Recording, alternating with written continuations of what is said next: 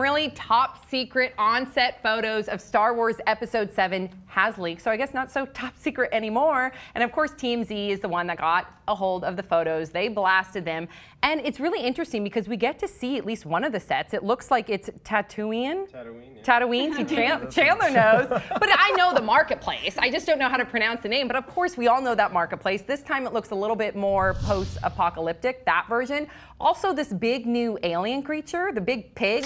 Did you guys see that picture? So yeah, there's this new creature that we got to catch a glimpse of from these leaked photos, and it's a big flying pig. And I guess he's— Is it flying? It looked like he was flying. He's walking around. No, he looks like he flies, and it's manned by 5 people in its belly. And then also a lot of people are talking about the construction, what looks to be the new Millennium Falcon. Yes. Mm-hmm. And then, so J.J. Abrams, the director of Episode 7, he then took to Twitter to make it look like that a lot of people don't think that this is real. So he tweeted a note that he wrote to the crew that reads, quote, I wish people would stop leaking photos from Episode 7 and making ridiculous claims that the Millennium Falcon is in the movie. Now, a lot of people are saying that they think that was staged for publicity because of the fact that it's on that chessboard that was in the Falcon in Star Wars A New Hope. Absolutely. So, okay, so he's dropping a hint. 5 words or less. Go for it. Comment section is a circle jerk. Do or do not, Abrams? That's dope, yo. Duh. Oh, 2 points. When pigs fly. Finally applies.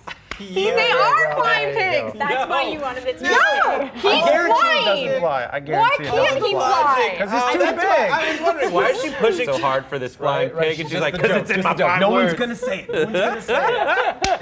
Okay, first of all, Chandler, one of the things that I love about you is that you have a huge love for Star Wars. That's right. Like, huge love, you guys. And I know we all say it. We all, cop to it because it is a really great franchise. But you really, since you were a little kid, loved Star Wars. Yeah. So do you think that J.J. Abrams is going to breathe new life to the series, or can nobody replace what George Lucas has done? GL's like, God in the nerd GL. world.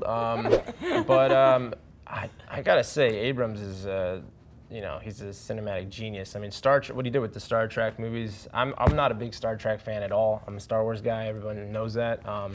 But I went into, back in 2009, I went into the theater with no expectations of Star Trek, and it blew me away. And Into the Darkness was the sequel? Yeah, Star Trek Into Darkness. I thought it was just as good as, if not better. And with Star Wars, like, if anybody's going to get a hand at this, Abrams is the perfect guy. I don't know who else, really. I mean, I have my reservations because he did Star Trek, now you're doing Star Wars. There's the clash but he's such a fanboy of both genres that I feel like he can let go, detach from Star Trek, and totally just engage and go, light speed forward with this Episode 7. So I feel like it's yeah, he can do it. Okay, cool. What do you think? I love how he incorporated the original voice, because there's a certain campiness that's in the Star Trek.